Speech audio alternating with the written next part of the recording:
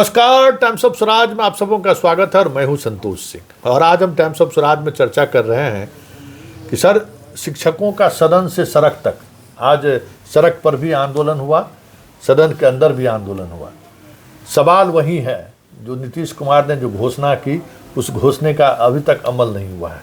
नए नए तथ्य सामने आ रहे हैं। जो नियमावली में था कि भाई जो सक्षमता परीक्षा पास करेंगे विशिष्ट शिक्षक बनेंगे, उन्हें कहीं उनके नियमावली में रिजर्वेशन की बात कहीं नहीं था। सेवा निरंतरता की बात में आप जब उसको हेडमास्टर बना ही रहे हैं, ये भी आज सवाल खड़ा हुआ कि आप हेडमास्टर बना ही रहे हैं, उनको उसी सेवा का लाभ उनको दे रहे हैं। वेतन खुद कह रहे हैं कि वेतन संरक्षण हम दे रहे हैं। फिर नई बात आज सुनील कुमार ने कह दी। इसको लेकर फिर एक नए तरीके का माहौल बनता हुआ दिख रहा है। ये हो क्या रहा है शिक्षा विभाग में? देखिए, बिहार में 5.5 लाख शिक्षक हैं, 4 कैटेगरी के शिक्षक हैं। आज बिहार माध्यमिक शिक्षक संघ के आह्वान पर राज्य भर के शिक्षक आज पटना में जुटे, उन्होंने महाधरना दिया। और कुल मिलाकर शिक्षकों के प्रति जो नीतीश गवर्नमेंट का रवैया है, खासकर शिक्षा में सुधार के नाम पर, इसको लेकर आज क्षोभ, विरोध, आक्रोश देखने को मिला। और सदन में भी जो शिक्षक प्रतिनिधि हैं, खास तौर से वो शिक्षक के इन मुद्दों को उठा रहे हैं। और अब तो मैं ये मानता हूँ कि शिक्षकों के का जो संघ है, संगठन है, उसके विरोध का कोई प्रभाव कहीं दिख रहा है, ये तो मुझे नहीं दिख रहा है। संघ की शक्ति छिन्न भिन्न हो गई है। कभी बिहार में शिक्षक संघ की ताकत की तूती बोलती थी। ये मैं कांग्रेस के ज़माने की बात कर रहा हूँ कि शिक्षकों ने जैसे चाहा सरकार को झुकाया और सरकार उनकी हर मांग पूरी करती रही। कभी वो याद कीजिए 2-10-80 जब जगन्नाथ मिश्रा ने स्कूल का सरकारीकरण किया था, फिर बाद में कॉलेजों का भी अंगीभूतीकरण माने सरकारीकरण हुआ, तो शिक्षकों के दिन बहुर गए। कमेटी के अधीन जो चाहे स्कूल हो या कॉलेज हो, तब क्या स्थिति थी जो आज वित्त रहित शिक्षण संस्थानों का, हाई स्कूल और कॉलेज के शिक्षकों को दिन दिखना पड़ रहा है। 600 ऐसे स्कूल और कॉलेज हैं इंटर के, जिनके शिक्षकों को कब क्या वेतन मिलेगा, अब तो वो डिवीज़न के हिसाब से अनुदान मिलता है। आज आपने बात की कि शिक्षक का सदन और सदन के बाहर सड़क तक विरोध जारी है। ये दूसरा बड़ा कार्यक्रम था। आपको याद होगा इसी साल 1 मई को शिक्षकों ने पूरे बिहार में विरोध किया था। बाद में फिर विधानसभा का घेराव किया, शिक्षकों पर पुलिस की लाठियाँ छटकी, सरकार एक न मानी। शिक्षकों के विरोध के बावजूद बिहार में बीपीएससी से परीक्षा ली और 2,70,000 शिक्षक नियुक्त हुए। जो नियोजित शिक्षक थे इसका विरोध कर रहे थे, बिना शर्त सरकारी कर्मी का दर्जा दीजिए। ये नहीं माना गया। उसमें भी 60,000 नियोजित शिक्षकों ने परीक्षा दी और 28,000 बीपीएससी के शिक्षक बन गए। अब उसके बाद सरकार ने कहा, मुख्यमंत्री ने कहा कि एक मामूली सी परीक्षा होगी। अब मामूली परीक्षा लेके सबको हम एक नियमावली बनाई, विशिष्ट शिक्षक बनाएंगे और सरकारी कर्मी का दर्जा। भला कोई परीक्षा मामूली होती है क्या? ये यदि आप कहिए तो मामूली का मतलब तो किसी का नाम, पता और पिता का नाम पूछा। तो ऐसी परीक्षा हुई थी क्या? चलिए, परीक्षा हुई और जिसको कंप्यूटर छुआ नहीं था, वो परीक्षा कैसी हुई वो अब सवाल है।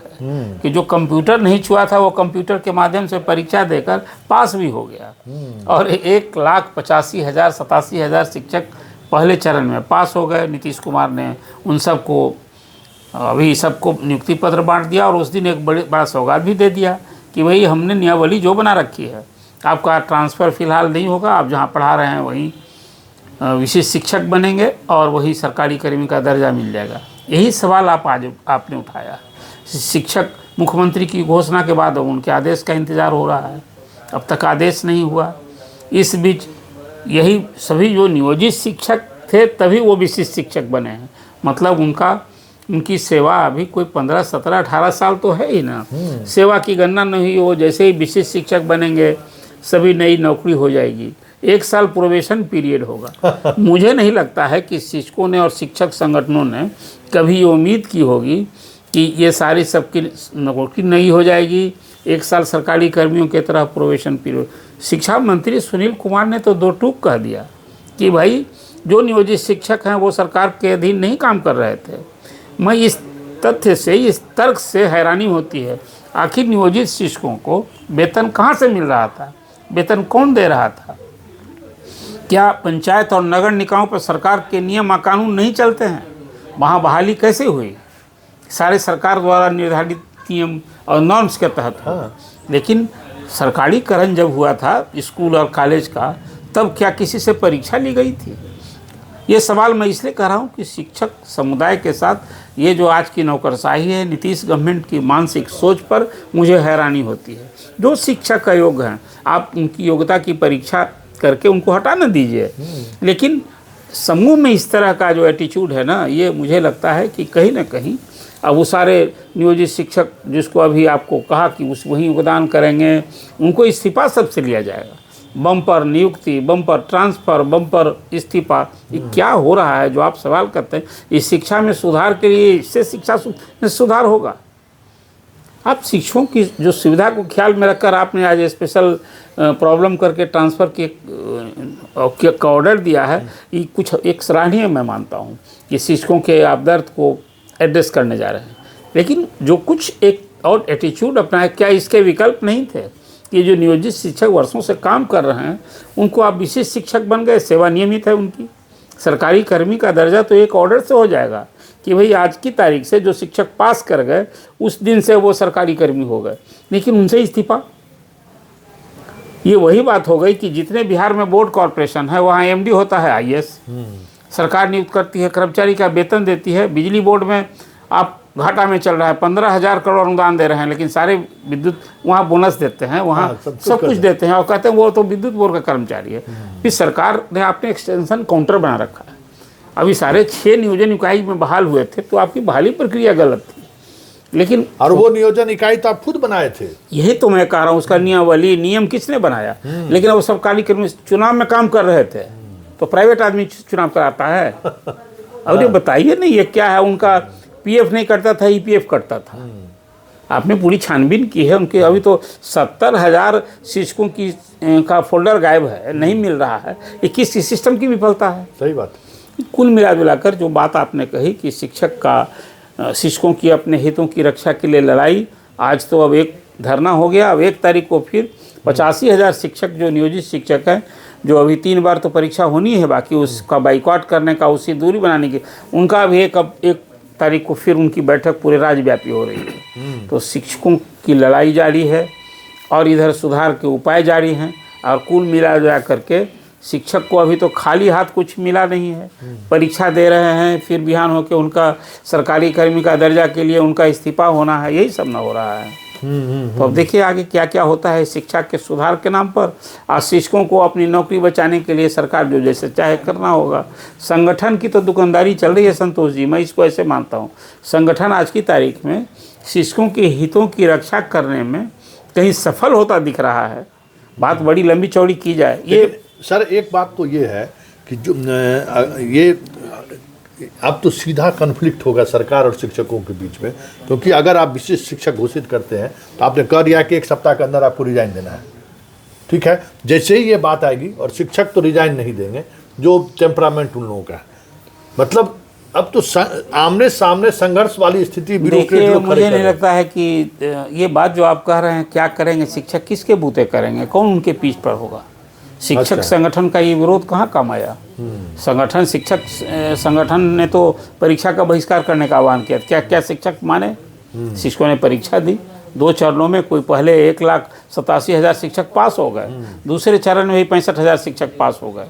तो शिक्षक संगठनों के आह्वान पर अब तो 1.5 दर्जन शिक्षक संगठन है, आपस में ऐसी फूट अलग अलग सबका, सोशल इंजीनियरिंग। इसलिए जो बातें आपने कह दी, शिक्षकों की इस अहम समस्या के बाद भी शिक्षक को सरकार जैसे कहेगी नौकरी करनी है, नौकरी बचानी है, तो जैसे सरकार कहेगी करना होगा। जो बात आप कह रहे हैं, इसलिए तो मैंने कहा कि सामूहिक नियुक्ति, सामूहिक तबादला, सामूहिक इस्तीफा, सब कुछ शिक्षक को जैसा सरकार कहेगी। तो कह ही रहे हैं शिक्षा मंत्री कि भाई आप तो नियोजन निकाय में काम कर रहे थे, सरकारी कर्मी थोड़े थे। आप जब सरकारी कर्मी बने हैं तो सरकार के नियम मानने होंगे। पहले नियुक्ति है और फिर 1 साल प्रोबेशन।